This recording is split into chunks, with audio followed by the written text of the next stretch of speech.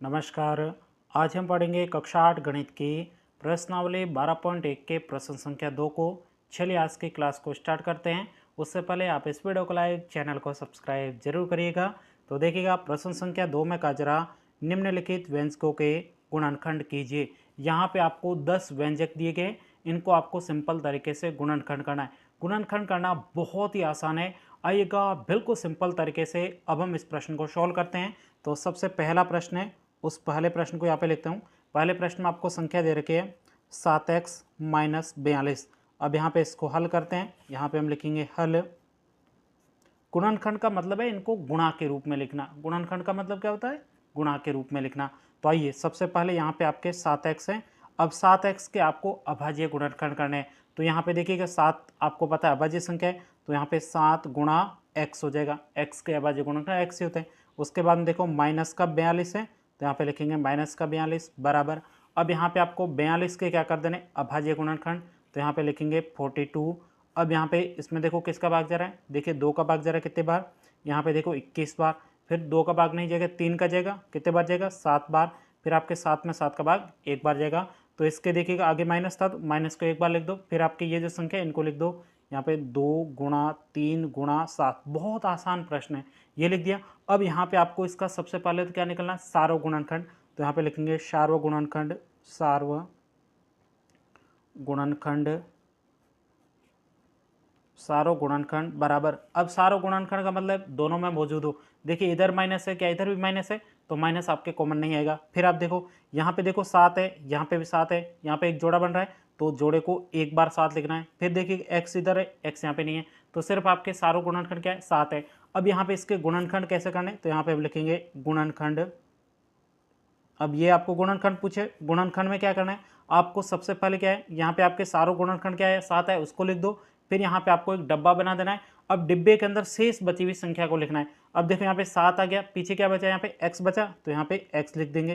तो ये आपके पहला जो था उसका हो गया। अब यहाँ पे दूसरी संख्या में आगे माइनस है, तो यहाँ पे माइनस लगा देंगे। अब यहाँ पे देखो ये 7 तो आ गया, पीछे क्या बचा 2 गुणा 3, तो यहाँ पे 2 और 3 का गुणा कर दो, कितना हो जाएगा, ये आपके 6 हो जाएगा। तो यहाँ पे 6 लिख देंगे। यही आपके क्या है गुणनखंड है। कितना इजी प्रश्न है, तो यहाँ पे लिख देंगे उत्तर। तो ये हमारा पहला प्रश्न हो गया है। आई बात समझ में। चलिए बढ़ते हैं दूसरे प्रश्न की तरफ। यहाँ पे हम लिखेंगे सेकंड प्रश्न। सेकंड प्रश्न में संख्या आपको ये दे रखी, इसको लिखेंगे 6p - 12q। बहुत इजी प्रश्न है। तो यहाँ पे लिखते हैं 6p - 12q। यहाँ पे लिखते हैं हल। बहुत इजी प्रश्न है। तो यहाँ पे सबसे पहले हम क्या करेंगे, 6p के अभाज्य गुणनखंड। तो यहाँ पे बताओ 6 के अभाज्य गुणनखंड का बताओ। यहाँ पे देखो 6, 2 का भाग जाएगा 3 बार, 3 में 3 का भाग 1 बार। तो ये हमारे 6 के अभाज्य गुणनखंड हो गए। क्या हुए, तो यहाँ पे देखो 2 गुणा 3, 2 गुणा 3, और उसके बाद में गुणा में क्या है p, तो यहाँ पे p लिख देंगे। अब यहाँ पे क्या है 12q, तो यहाँ पे लिख देंगे -12q। अब यहाँ पे देखो 12 के भी अभाज्य गुणनखंड करा देते हैं। तो यहाँ पे लिखेंगे 12, 2 का भाग जाएगा 6 बार, 2 का भाग जाएगा 3 बार, 3 में 3 का भाग जाएगा 1 बार। अब सिंपल तरीके से ये जो आपके अभाज्य गुणनखंड इनको यहाँ पे लिखना है। तो यहाँ पे हम लिखेंगे, पहले माइनस था तो माइनस 1 बार लिख दो। अब यहाँ पे ये संख्या लिख दो, क्या है 2 गुणा 2 गुणा 3। उसके बाद में यहाँ पे देखो गुणा में क्या है q, तो यहाँ पे गुणा में q हो जाएगा। अब सिंपल तरीके से सबसे पहले इसके हम क्या निकालेंगे, सार्व गुणनखंड। तो यहाँ पे लिखेंगे सार्व गुणनखंड, सार्व गुणनखंड बराबर। अब सार्व गुणनखंड क्या होगा, तो ध्यान से देखो सबसे पहले देखिए कॉमन क्या है। तो देखो जोड़ा किसका बन रहा है, यहाँ पे माइनस है, ऊपर माइनस है, तो माइनस आपके सार्व गुणनखंड कॉमन नहीं आएगा। फिर देखो 2 है, यहाँ पे भी 2 है, तो यहाँ पे 2 का एक जोड़ा बन गया, तो एक बार 2 को लिख देंगे। फिर देखो यहाँ पे 3 है, नीचे 3 है, यहाँ पे देखो 3 का भी जोड़ा बन रहा है, तो गुणा में आपके 3 हो जाएगा।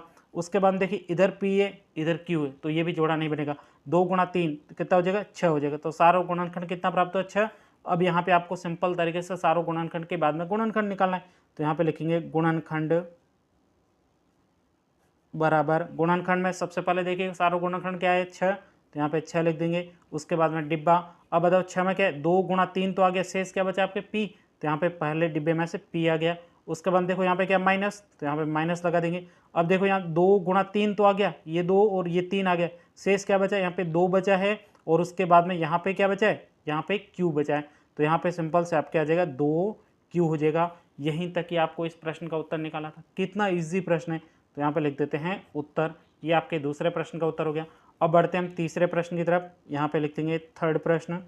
थर्ड प्रश्न में जो आपको संख्या दे रखी है उसको आप यहाँ पे देख सकते हो, 7a² + 14a। बहुत ईजी प्रश्न है, तो यहाँ पे लिखेंगे 7a² + 14a।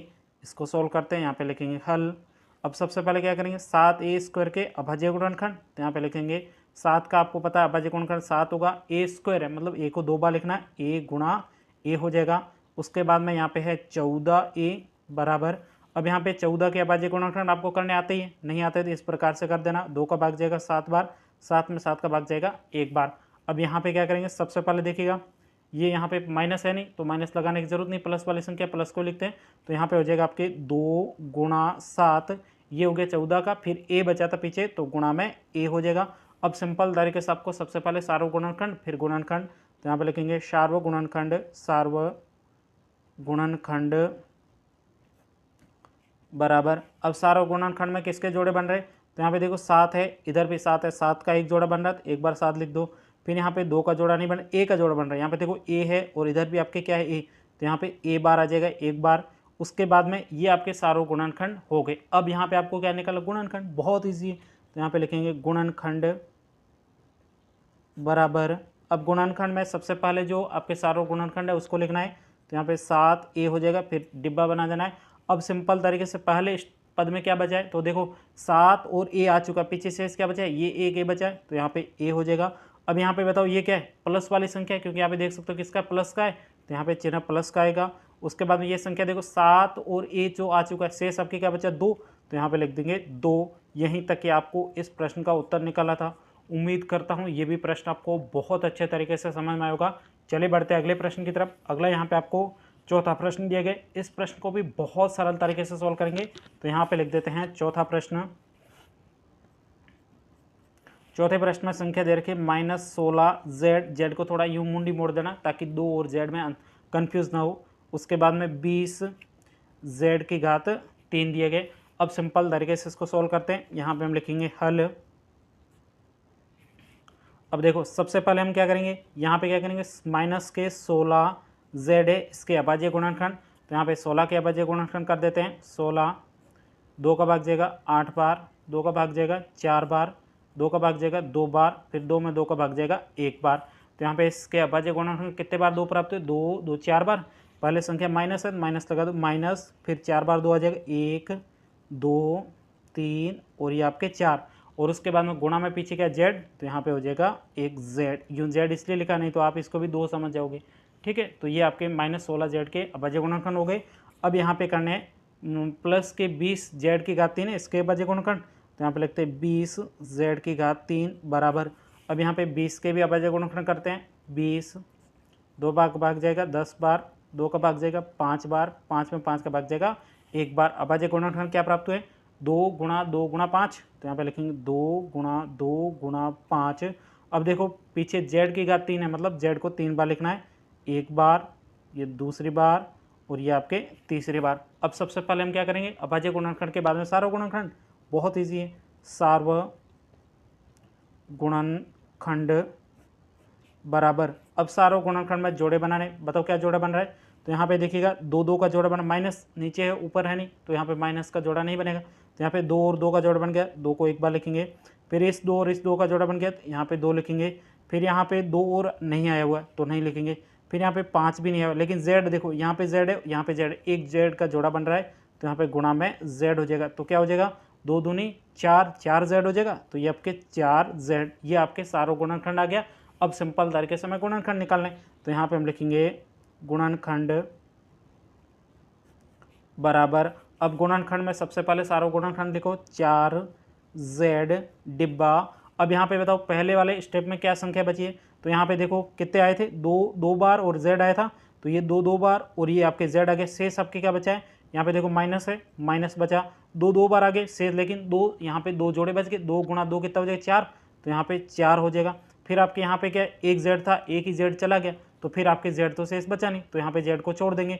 उसके बाद में आप देखोगे यहाँ पे आगे माइनस में क्या है, यहाँ पे देखो ये संख्या किसकी है, प्लस की है, तो यहाँ पे आ जाएगा प्लस।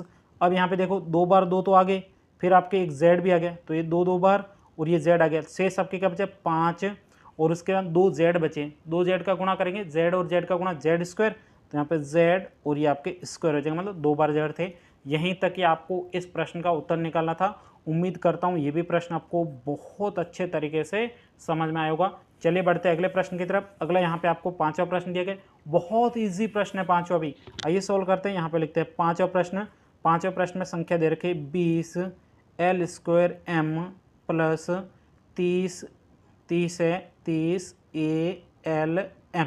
अब सिंपल तरीके से सबसे पहले यहाँ पे हम लिखेंगे हल। अब यहाँ पे सबसे पहले क्या कर देते हैं, यहाँ पे जो 20 l स्क्वायर m है इसके आपको क्या करने हैं, अभाज्य गुणनखंड। तो यहाँ पे हम लिखेंगे 20 के अभाज्य गुणन 10 बार जाएगा, फिर 2 का भाग 5 बार जाएगा, फिर 5 में 5 का भाग 1 बार जाएगा। 20 के अभाज्य गुणनखंड क्या प्राप्त है उसको लिख दो, 2 गुणा 5। उसके बाद l स्क्वायर मतलब l को 2 बार, 1 बार ये दूसरी बार, फिर m है गुणा में तो यहाँ पे m हो जाएगा। अब उसके बाद में यहाँ पे क्या है 30 ALM, इसके भी अभाज्य गुणनखंड कर 30 ALM बराबर। अब 30 के अभाज्य गुणनखंड यहाँ पे करते हैं 30, 2 का भाग जाएगा 15 बार, फिर 2 के बाद में 3 का भाग जाएगा 5 बार, फिर 5 में 5 का भाग 1 बार जाएगा। अब सिंपल तरीके से क्या प्राप्त हुए, 2 गुणा 3 गुणा 5, तो यहाँ पे लिखेंगे 2 गुणा 3 गुणा 5। अब यहाँ पे बताओ पीछे क्या है a, तो गुणा में a है तो a लिख देंगे, फिर आपके गुणा में l है तो l लिख देंगे, फिर गुणा में m है तो m लिख देंगे। अब सिंपल तरीके से सबसे पहले सार्वगुणनखंड निकालो, तो यहाँ पे लिखेंगे सार्वगुणनखंड बराबर। अब सार्वगुणनखंड में क्या प्राप्त हुआ है, तो यहाँ पे देखो 2 और 2 का जोड़ा बन रहा है, 2 को 1 बार लिख देंगे, फिर देखो वापस 2 इसमें आया नहीं, फिर देखो 5, यहाँ पे देखो 5 और 5 का जोड़ा बन रहा है तो अब गुणा में 5 आ जाएगा। फिर आप देखोगे 5 है, फिर a, यहाँ पे देखो ऊपर a है नहीं तो नहीं आएगा। l देखो यहाँ पे भी l है और यहाँ पे भी क्या है l है, तो यहाँ पे एक बार जोड़ा l का है तो इन जोड़ का बन के, लेकिन एक l बच गया तो कोई ज़रूरत नहीं। लेकिन m का यहाँ पे देखो एक जोड़ा बन रहा है, m ऊपर भी है m नीचे भी, तो यहाँ पे m का जोड़ा बन गुणा में m हो जाएगा। तो यहाँ पे देखो 2 गुणा 5 कितना 10 LM, तो यहाँ पे इसका अभाज्य गुणनखंड सार्वगुणनखंड क्या है 10 LM। ये आपके यहाँ पे सार्वगुणनखंड हमें प्राप्त हो चुका है। अब सिंपल तरीके से आपको क्या निकालना है, गुणनखंड, तो यहाँ पे लिखेंगे गुणनखंड बराबर। अब गुणनखंड में सबसे पहले सार्वगुणनखंड लिखो 10 LM, फिर डिब्बा बना दो। अब देखो 10 LM मतलब ये 2 5 L और M ये आपको आ चुका है, बाकी वाले सभी लिखने हैं। तो पहली वाली लाइन में क्या बचा, बाकी वाला 2 आ गया 5 आ गया, 2 और 5 आ गया, शेष आपके 1 2 बचा है, ठीक है। और उसके बाद में L एक बार आ गया, M एक बार आ गया, तो यहाँ पे शेष आपके क्या बचा है देखोगे तो 2 बचा है। उसके बाद में यहाँ पे एक L आ चुका है, लेकिन एक L आना बाकी है तो यहाँ पे L हो जाएगा। फिर M तो आपके आ चुका है तो M को लिखने की आपको ज़रूरत नहीं है। फिर आपके प्लस है तो यहाँ पे देखो प्लस है तो प्लस आएगा। उसके बाद देखो यहाँ पे इसमें क्या नहीं आया, तो यहाँ पे देखो 2 5, तो ये 2 और 5 आ गया, शेष आपके क्या बचा 3, तो यहाँ पे 3 हो जाएगा। उसके बाद में देखो L M आ गया, L और M आ चुका है लेकिन A नहीं आया, तो यहाँ पे A हो जाएगा। यहीं तक कि आपको इस प्रश्न का उत्तर निकालना था। उम्मीद करता हूँ ये भी प्रश्न आपको बहुत अच्छे तरीके से समझ में आएगा। चलिए बढ़ते हैं अगले प्रश्न की तरफ। अगला आपके छठा प्रश्न है। छठे प्रश्न में ये संख्या दे रखी है, बहुत ईजी है, आइए सोल्व करते हैं। यहाँ पे हम लिखेंगे छठा प्रश्न। छठे प्रश्न में आपको संख्या दे रखी है 5x square y minus 15x y square. अब सिंपल तरीके से यहाँ पे हम हल करते हैं। अब सबसे पहले इसके अभाज्य गुणनखंड करेंगे, 5x स्क्वायर वाई बराबर, अब 5 का अभाज्य गुणनखंड 5, x 2 बार है तो यहाँ पे x को 2 बार, फिर y 1 बार है तो यहाँ पे y 1 बार हो जाएगा। अब सिंपल तरीके से इसके अभाज्य गुणनखंड करते हैं, माइनस 15x वाई, उसके बाद में स्क्वायर बराबर। अब सबसे पहले देखो माइनस का तो माइनस लगा देंगे, अब 15 है, 15 के अभाज्य गुणनखंड कर देते हैं, ये 15 3 का भाग जाएगा 5 बार, फिर 5 में 5 का भाग 1 बार। अभाज्य गुणनखंड क्या प्राप्त हुए 3 गुणा 5, उसके बाद में x 1 बार है तो x गुणा में 1 बार, फिर y 2 बार है, y गुणा y हो जाएगा। अब सबसे पहले सार्वगुणनखंड, तो यहाँ पे लिखेंगे सार्वगुणनखंड, सार्वगुणनखंड बराबर। अब सार्वगुणनखंड में देखो किन किन के जोड़े बन रहे, तो यहाँ पे देखिएगा माइनस ऊपर नहीं है तो माइनस का जोड़ा नहीं बनेगा, 5 5 5 का जोड़ा बन रहा है, 5 को यहाँ पे लिख देंगे 1 बार। फिर और किसका जोड़ा बन रहा है, यहाँ पे देखो x x का जोड़ा बन रहा है, x और x, तो यहाँ पे गुणा में x हो जाएगा। फिर आप देखो यहाँ पे देखो y और y का जोड़ा बन रहा है, तो यहाँ पे y का जोड़ा 1 बार बन रहा है, 1 बार लिख देंगे। और किसी का जोड़ा नहीं बन रहा तो क्या किसका जोड़ा बना है 5xy, ये आपके सार्वगुणनखंड प्राप्त हुए। अब यहाँ पे गुणनखंड निकालना है तो यहाँ पे लिखेंगे गुणनखंड बराबर, अब गुणनखंड क्या प्राप्त हुए, तो सबसे पहले हम क्या करेंगे, यहाँ पे सारों गुणनखंड कर लिखो 5xy, फिर डिब्बा बना दो। अब इन संख्याओं को छोड़ के जो संख्या पहली लाइन बची उनको लिखो। तो यहाँ पे देखो 5xy, तो ये 5xy से सबके यहाँ पे एक x बचा है, तो x को लिख देंगे। अब उसके बाद देखो बीच में चिन्ह माइनस का लगा देंगे। अब देखो सेकंड लाइन में भी इनको छोड़ के जो संख्या बची उनको लिखो। तो यहाँ पे 5xy को छोड़ दो, शेष आपके क्या बचा यहाँ पे 3 और y, तो यहाँ पे लिख देंगे 3y। यहीं तक कि आपको इस प्रश्न का उत्तर निकालना था। उम्मीद करता हूँ ये भी प्रश्न आपको बहुत अच्छे तरीके से समझ में आया होगा। चलिए बढ़ते हैं अगले प्रश्न की तरफ। अगले यहाँ पे आपको 7वां प्रश्न दिया है, बहुत ईजी है। आइए सिंपल तरीके से 7वें प्रश्न को भी सोल्व करते हैं। ये 7वां प्रश्न, 7वें प्रश्न में आपको जो संख्या दे रखी है वो है आपके 10a² minus 15b² plus 20c²। अब सिंपल तरीके से इसको हल करते हैं। यहाँ पे लिखेंगे हल। सबसे पहले 10a², इसके अभाज्य गुणनखंड करते हैं। अब 10 के अभाज्य गुणनखंड यहाँ पे कर देते हैं 10, 2 का भाग जाएगा 5 बार, फिर 5 में 5 का भाग 1 बार, तो क्या प्राप्त हुए 2 गुणा 5, 2 गुणा 5। उसके बाद देखो a² है, मतलब a 2 बार है, a गुणा a हो जाएगा। अब यहाँ पे हो गया। उसके बाद में माइनस के 15b², तो यहाँ पे 15 के अभाज्य गुणनखंड करते हैं। ये 15 में 3 का भाग जाएगा 5 बार, 5 में 5 का भाग 1 बार, 3 गुणा 5, तो यहाँ पे लिखेंगे माइनस, तो हम पहले तो माइनस लगा देंगे, 3 गुणा 5 हो जाएगा। फिर आपके b² मतलब b कितने बार है 2 बार, तो यहाँ पे 2 बार लिख देंगे। उसके बाद में क्या है प्लस का 20², तो यहाँ पे 20c² बराबर। अब 20 के अभाज्य गुणनखंड यहाँ पे करते हैं, 2 का भाग जाएगा 10 बार, फिर 10 में 2 का भाग जाएगा 5 बार, फिर 5 में 5 का भाग 1 बार। अब सिंपल तरीके से गुणनखंड 2 गुणा 2 गुणा 5, तो यहाँ पे लिखेंगे 2 गुणा 2 गुणा 5 हो जाएगा। फिर आपके देखो c कितने बार 2 बार, c गुणा c हो जाएगा। अब सिंपल तरीके से हम क्या करते हैं, सबसे पहले सार्व गुणनखंड, तो यहाँ पे लिखेंगे सार्व गुणनखंड बराबर। अब सार्व गुणनखंड में 3 के आपको जोड़े बनाने हैं। तो सबसे पहले देखोगे यहाँ पे देखिएगा -1 में है लेकिन दोनों में नहीं, तो माइनस का जोड़ा नहीं बनेगा। 2 देखो यहाँ पे 2 है लेकिन बीच वाली लाइन में नहीं, 5 इसमें है, 5 इसमें, 5 का जोड़ा बन गया, देख रहे हो 5 तीनों में है, तो तीनों में होना चाहिए, ऐसा नहीं 2 में जोड़ दो, संख्या 3 होती है, तीनों के जोड़े बनेंगे एक साथ। यहाँ पे देखो 5 5 5, 3 का एक जोड़ा बन गया। उसके बाद में देखोगे आप 5 के बाद में यहाँ पे a, लेकिन इसमें नहीं है, b इसमें नहीं, c इसमें नहीं, तो सिर्फ 5 का ही जोड़ा बनेगा। उसके बाद में देखो और किसी का जोड़ा नहीं बन रहा है, इसका मतलब इसका सारों गुणनखंड आपके क्या प्राप्त हुआ है 5 प्राप्त हुआ है। अब सिंपल तरीके से मैं क्या निकालें गुणनखंड, बहुत ईजी है। गुणनखंड बराबर, अब गुणनखंड में क्या हो जाएगा 5 हो जाएगा बार सारों गुणनखंड, फिर डिब्बा बना देंगे। अब यहाँ पे 5 को छोड़ के जो संख्या ऊपर बची उसको लिखेंगे, क्या बचा है ऊपर, तो यहाँ पे देखो 5 को छोड़ देंगे 2a² हो जाएगा, क्योंकि a कितने बार 2 बार। उसके बाद देखो माइनस है, तो यहाँ पे माइनस लगा देंगे। फिर देखो यहाँ पे 5 को छोड़ दो, शेष बचा 3b², तो यहाँ पे 3b 2 बार है, b² हो जाएगा। फिर यहाँ पे देखो 5 को छोड़ दो, शेष क्या बचा 2 गुणा 2 4 हो जाएगा, 4c², तो यहाँ पे हो जाएगा प्लस का 4c²। यहीं तक कि आपको इस प्रश्न का उत्तर निकालना था। उम्मीद करता हूँ ये पूरा प्रश्न आपको बहुत अच्छे तरीके से समझ में आया होगा। चलिए बढ़ते हैं अगले प्रश्न की तरफ। अगला यहाँ पे आपके 8वां प्रश्न है।